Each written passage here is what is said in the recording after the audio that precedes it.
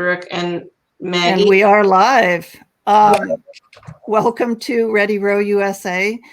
This is Charlotte Pierce, the producer, and I'd like to introduce our panelists today. We're talking about rowing to recovery, specifically breast cancer, but other types of physical and mental issues that people have and depend on rowing to help them on the road to recovery. So, Amy, you're our host today, and I'm going to toss it to you when we get through the introduction things. But you're with the head of the Charles. I am, and thank you for having me back. It's great to be back, Charlotte. Yeah, we had you on to talk about the virtual head of the Charles, and that was a huge success. It was a huge success. So yes, it was great to be here to talk to everyone about it, and it was great to actually see it all happen. It's like the gold standard of virtual events now, I think. So, and then we have Kathy Frederick with Row for the Cure. You want to wave to the people, Kathy? And we have Maggie Dwyer, who has just come on with Recovery on Water Row, and you're in Chicago, right? Yes, thanks for having me. You're welcome. Thank you for being here and talking about this really critical, inspiring movement for rowing and breast cancer recovery. So I'd like to go through our quick little intro here, and we are Ready Row USA. We're this is our 85th episode.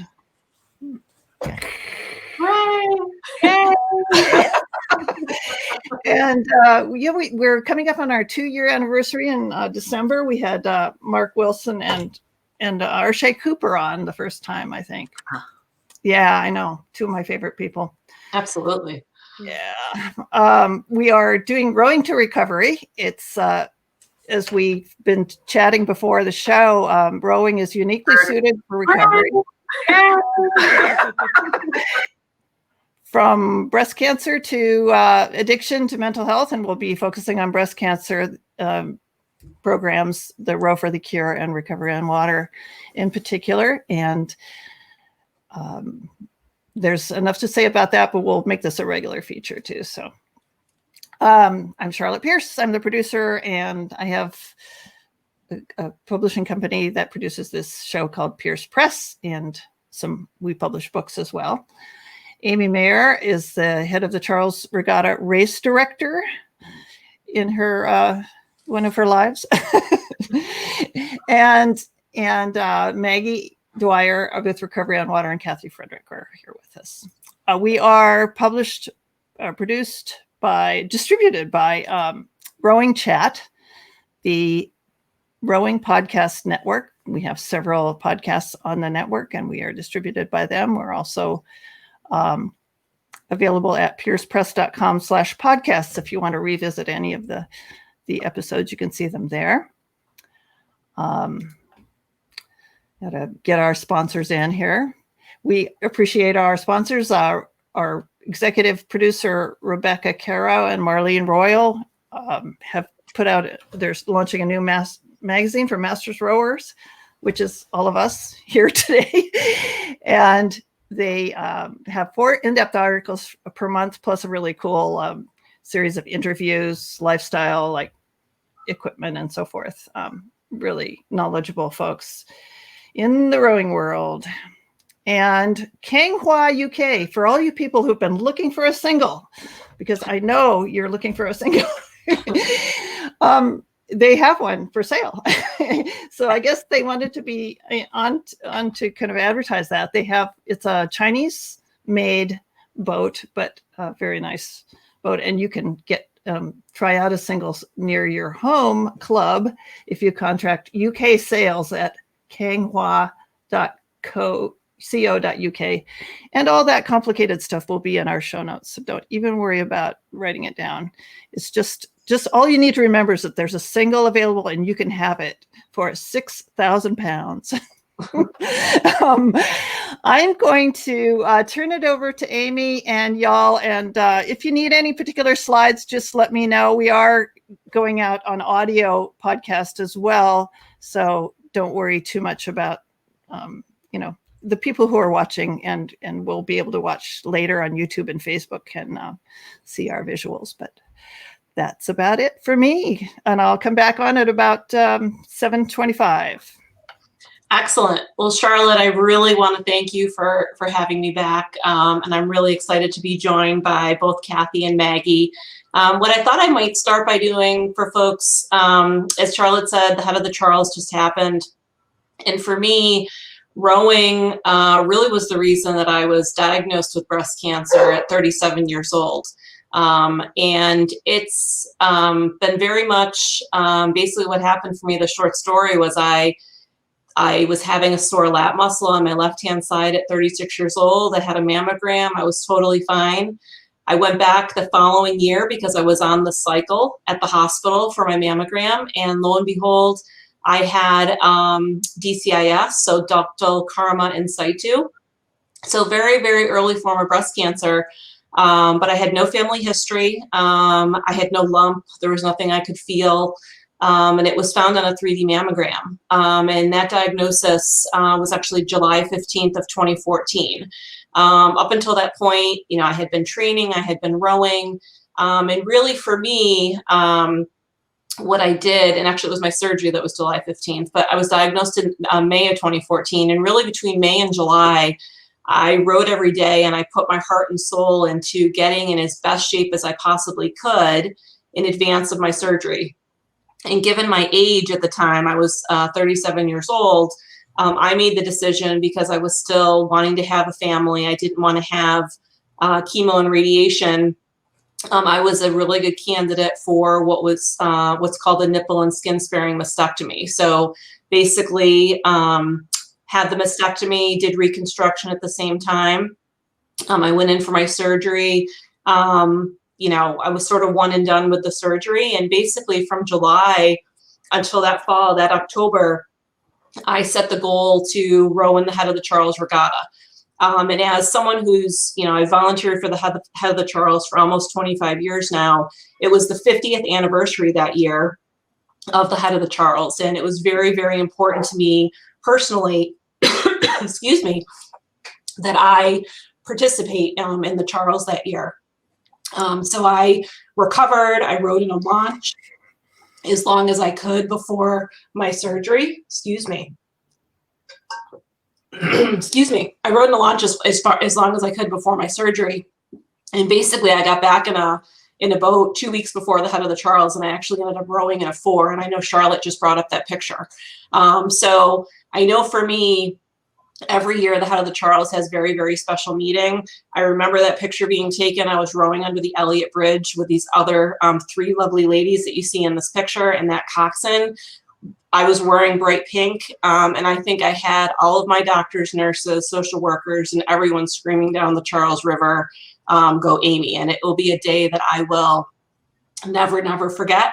I also did fundraising that fall for an organization called Pull for a Cure, which is affiliated with the Making Strides of Boston Breast Cancer Walk, and is actually an organization that was started by Dan Aziz, who is actually a Brown University graduate. And I had the opportunity to not only row, but also do fundraising. And since then, I've really tried to be, because I was diagnosed under 40, I've really tried to be an advocate in the rowing community as well as in the greater Boston community for breast cancer research and early detection. As you can see in the next picture that Charlotte's showing, I was on the front page of the Telegram and Gazette. It was actually the following year in 2015. I rowed with my mixed doubles partner, Harry Sangarath.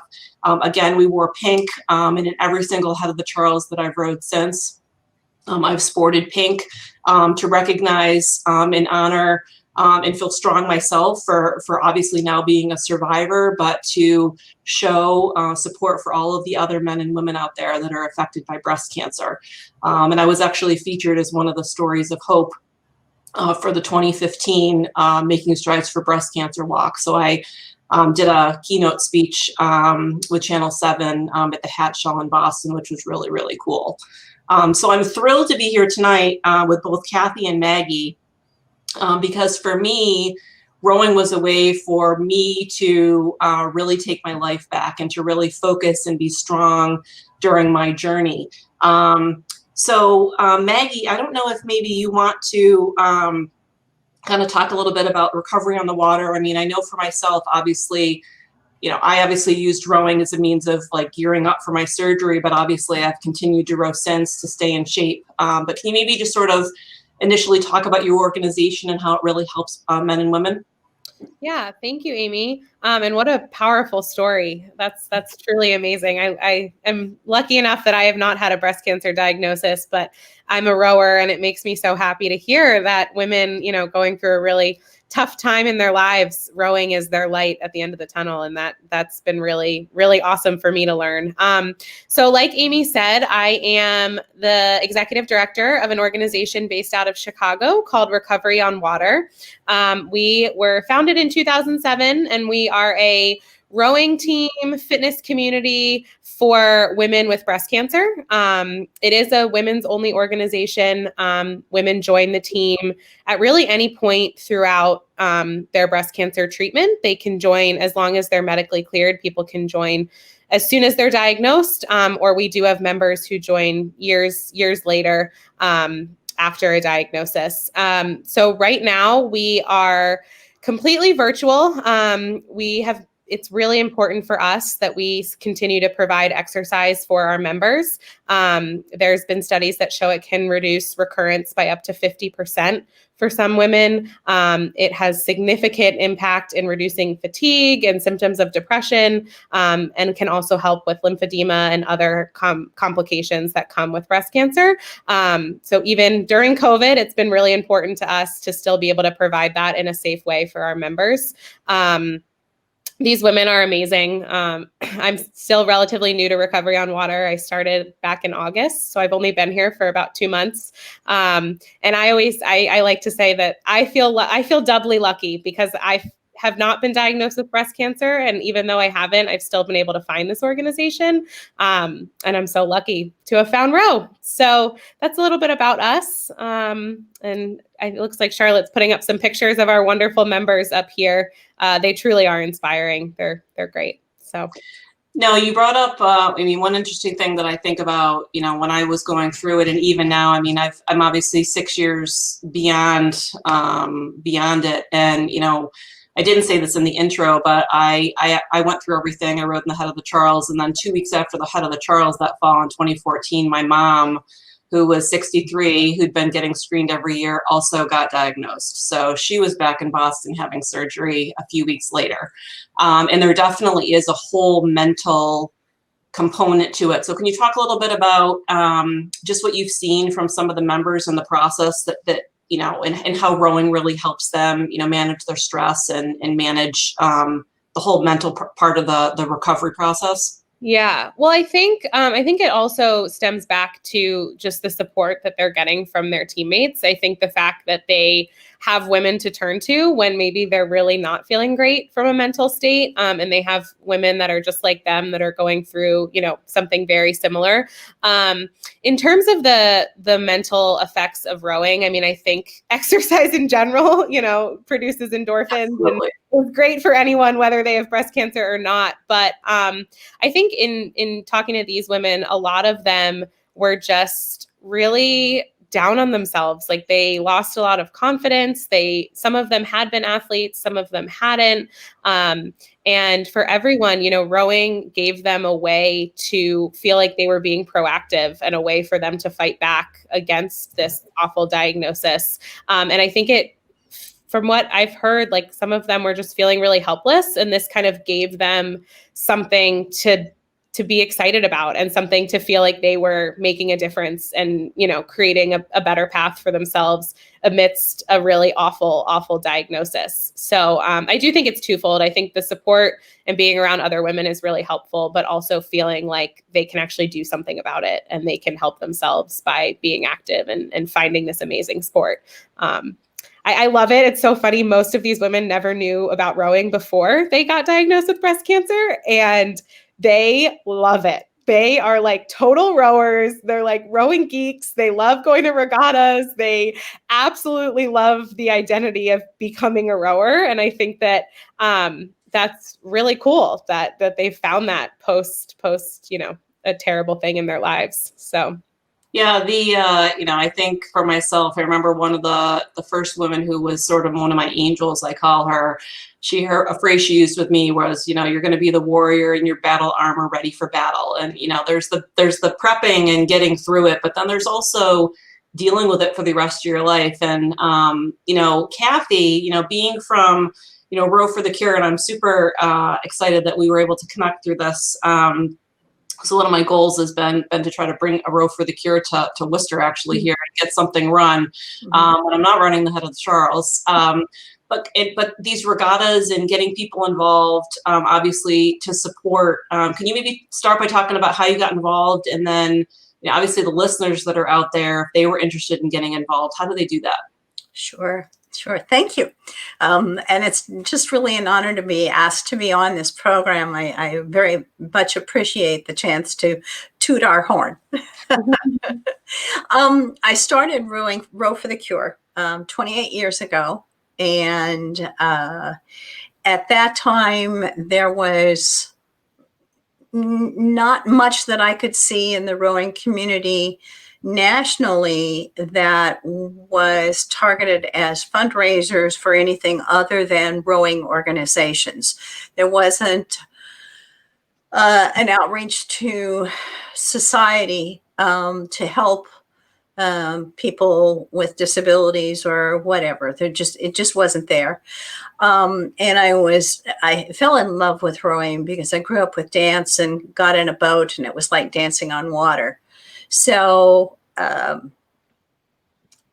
when I lost a friend to ovarian cancer very suddenly, she was a woman who was extremely generous, and I wanted to honor her. I really, really appreciated the help that she had given me, and her diagnosis was she passed away very, very quickly.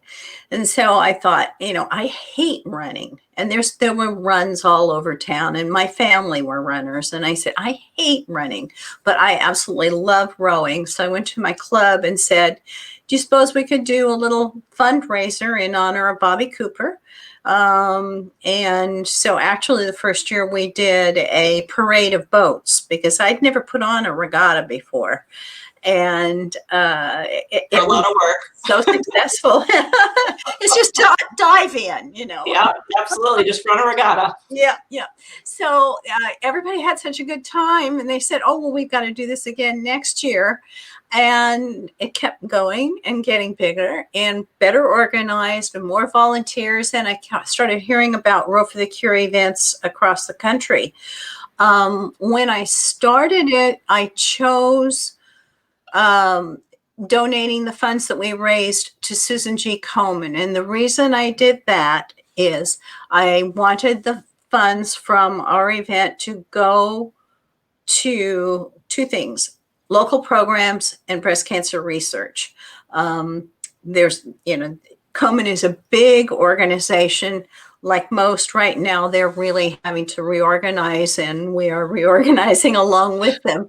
But the idea of supporting local programs for families and patients, and Komen does grants all over the country, and American Cancer Society and the other big ones just all seemed so big and so national, and they would step up when there was a crisis somewhere, but it wasn't part of our community in the same way. So in hearing about, other Row for the Cures popping up, I wanted to make sure that they stayed with my vision of, what the organization should be. And I was very lucky to run into people who could help me put that together and actually organize a national program to help other clubs put on regattas and to send their funds to their local affiliate of Komen. So over the years, I've had many people approach me with their stories of survival. And even though I'm not I've never been diagnosed. My mother was a survivor. She was diagnosed when she was in her 80s, and I happened to be at a U.S. rowing convention when she was diagnosed. I think that was in Florida. And she has since passed away, but from other causes.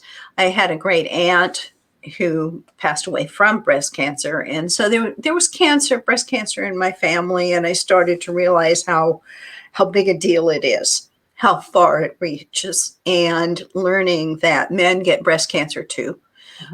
We made sure that none of our events were women only. In rowing, we've got our women's boats and our men's boats and our mixed boats. So we can do it that way. But learning more about men having breast cancer and talking to some of them and how it was found for them and so forth. And there isn't a year that goes by that I don't personally know someone who is diagnosed, and often know of someone connected to me who ends up not making it, you know. So it's not anything that I will ever let go of entirely, but the leadership is out of my hands now. So I just would love to have community. I'd love to have a Row for the Cure in every rowing community in the country. And right now we're just in the last week of our Pink the Boathouse Challenge. And you can go online right now to the rowforthecure.org website and find a link to the challenge page and enter. We're getting very close to our $50,000 goal for our very first challenge year. And there's just lots of ways to participate. So I just really want to encourage everybody to, take a look at it and see if you can't fit in, a little something. No, I mean, I think, as an athlete and someone who's faced with something like this, I mean, I think, listening to both of you, I mean, I think, one of the first things that, comes to someone's mind, obviously in going through it myself is, you feel this weight on your shoulders and this burden. And I think the sense of community in these organizations, as well as the rowing community as a whole, my advice to anyone that's out there that's listening who has either been personally affected, is knows of someone, it is Pinktober, obviously, as it's been kind of stereotyped, but there's so many ways, and the bottom line is that people are not alone. And I think, for myself, I was the first person diagnosed in my family, but what happened immediately the very next day after I was diagnosed, and I started telling my friends, who were my closest friends, or my rowing teammates, about what happened, how they all embraced me and helped me get from the day after my diagnosis to the day I rode that head of the Charles through to even today, and all of the support that they've given me. That's really what I think got me through. And, recovery on the water, Maggie, I mean, it's great that, you're able to pull people together. I mean, I'm sure you see that, just the sense of community and the women coming together. Yeah, it really is amazing. I want to read this definition. We had a woman who posted in our group chat the other day that she found a new term, and it's called post-traumatic growth. And it's the psychological transformation that follows a stressful encounter, the way of finding the purpose of pain and looking beyond the struggle. And she says that post-traumatic growth is what she experienced when she found recovery on water. So I think it really sums up what a lot of these women find post-diagnosis. No, and it's really important, because there's very much, you want to deny that there isn't a mental part of it. But even to this day, I mean, I still struggle, as I like to say, with the demons in the back of my mind. Whether I see an article on the news, I scroll by something on Facebook that just strikes a nerve with me. You never really know when you need an organization to support. And, I think getting involved, I'd encourage anyone, Kathy, it's great to see all of the work that you guys have done and how close you are to your goal. And, I'm just thrilled to have had the opportunity to be able to spend some time with both of you tonight, and just want to thank Charlotte for producing and pulling us together. And I hope that what we've shared tonight can be a resource to everyone that's listening. Yeah, I have to say this has been really inspiring. I'm so glad that, and I'm sorry it's so late in October that I got to it, but I know rowing has been huge part of recovery for friends of mine from all sorts of illnesses and challenges, mental, physical, and often they come together, like you were saying. Yeah. So it's, I hear stuff like this and I think, like, why do I even complain about anything ever? But thank you all for being here, and let's do it again. And there's more to say, and keep me posted. I can put stuff in the show notes and in our regular social media. We'd like to support you in any way we can. So, well, thank you. Thank you so much, Charlotte. Thank you, Charlotte. Yeah, thank you. Stick around for a second, and I just wanted to mention the HOCR head of the Charles Gold Cup Foundation. We had one of the ambassadors on the other day in our episode on diversity and inclusion, and Michelle Sosa. She works for Hydro, and that's just a really cool thing that y'all are doing. And do you know a little bit about that, Amy? Or yeah, I know it's been a way for the virtual event we just held. All of the proceeds from all of the entry fees went to the Gold Cup. So it's really meant to provide opportunity for rowing organizations, individuals that need support. Absolutely, and this diversity and inclusion and accessibility. It will only make our sport more healthy and better, and it'll be something to be proud of when we're not there quite yet, but we're getting there. We are again grateful to our fabulous sponsors. You can find full contact information on our rowing.chat/sponsors, and we welcome other sponsors and underwriters to the organization. We would like to connect with you, and here some of our best episodes come from listener suggestions, and there's a whole world of people out there. We love to connect with you. So use the hashtag ReadyRowUSA, no punctuation, and we'll stalk you on social media and find and award you wonderful things. So there it is, Ready Row USA, and we also have a club news forum and a gadgets and gear forum. So we like to get your contributions on those things. We some of the best suggestions are like little $5 gadgets to make your rowing just, sing. So, and there's expensive gadgets too. We always like the range of gadgets.